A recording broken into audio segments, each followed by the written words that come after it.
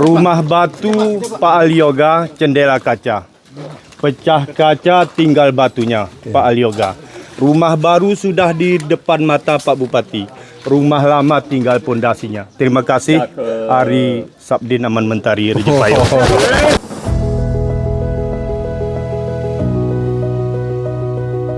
Kami dari CV Cahaya Sentosa, kami mengerjakan huntara di Desa Rejepayung, Kecamatan Linge.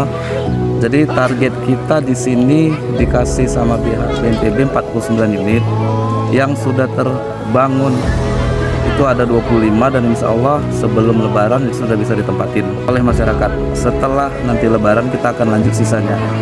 Tapi kalau untuk progres itu tapak insya Allah tinggal 5 unit lagi yang belum kita bangun tapaknya. Kita kerja udah sekitar 1 bulan kurang lebih.